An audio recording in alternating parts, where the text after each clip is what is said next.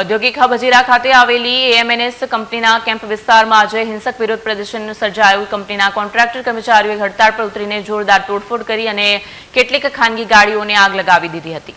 Police સૂત્રો પાસેથી મળતી માહિતી અનુસાર હરિયાણાના પાણીપતમાં એક કર્મચારીના મોતનો વિડીયો સોશિયલ મીડિયા પર વાયરલ થયા બાદ હજીરા સ્થિત કંપનીમાં કામ કરતા મજૂરોમાં ભારે રોષ ફેલાયો હતો। આ વિડીયોની ઘેરી અસર હેઠળ મોટી સંખ્યામાં કામદારો એકત્ર થયા હતા અને કંપની સામે રોષ ઠાલવવા શરૂ કર્યો હતો। સૂત્રોના જણાવ્યા અનુસાર અચાનક ઉગ્ર બનેલા કામદારોએ કેમ્પ વિસ્તારમાં પાર્ક કરેલી વાહનોને નિશાન બનાવીને પથ્થરમારો કર્યો હતો અને 2-4 મારુતિ કારમાં તોડફોડ કરી હતી। આ દરમિયાન કેટલાક લેબરોએ પેટ્રોલ છાંટીને ગાડીઓને આગ લગાવી દીધી હતી, જેના કારણે સમગ્ર વિસ્તારમાં અફરાતફરીનો માહોલ સર્જાયો હતો। ઘટનાની જાણ થતાં સ્થાનિક પોલીસની ટીમ ઘટનાસ્થળે દોડી આવી। પોલીસે પરિસ્થિતિ કાબૂમાં લેવા લાઠીચાર્જનો આશરો લીધો અને મોટી સંખ્યામાં કામદારોને વિસ્તારમાંથી હટાવ્યા હતા।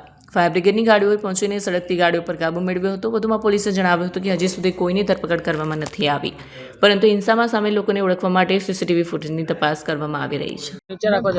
क्या परिस्थिति हुई थी और पुलिस ने किस तरीके से पूरा टेकल किया? પાણીપતમાં જે L&T કંપની છે એના વર્કર્સને જે આંદોલન થયું એ વિડીયો અહીંયા સુરત ખાતે વર્કર્સના ગ્રુપમાં વગેરે વાયરલ હતા। એને લઈને એ લોકો પણ પોતાની માંગણી સંતોષવા માટે સવારે હડતાલ પર બેઠા હતા, જે અંગે પોલીસને જાણ થતાં પોલીસ દ્વારા તાત્કાલિક તેમની સાથે વાતચીત કરીને સમાધાન કરવાનો અને સમજાવવાનો પ્રયત્ન કરેલ। જે દરમિયાન પથ્થરમારો વગેરે ચાલુ થતાં પોલીસ દ્વારા સ્વિફ્ટ એક્શન લઈને જે જવાબદારો છે એમની વિરુદ્ધ કાર્યવાહી કરવામાં આવી। હાલ પરિસ્થિતિ શાંત છે, બીજો કોઈ જ ઇસ્યુ નથી। આ આખી કંપની જે છે એની અંદર પોલીસ દ્વારા કોમ્બિંગ કરી લેવામાં આવેલ છે અને જે જવાબદારો છે એમની વિરુદ્ધ એફઆઈઆર નોંધીને આગળની કાયદેસરની કાર્યવાહી કરવાની પોલીસની કાર્યવાહી હાલ ચાલુ છે। मैम कितनी गाड़ी को नुकसान हुआ यहाँ पे? એનું અત્યારે સર્વે ચાલુ છે।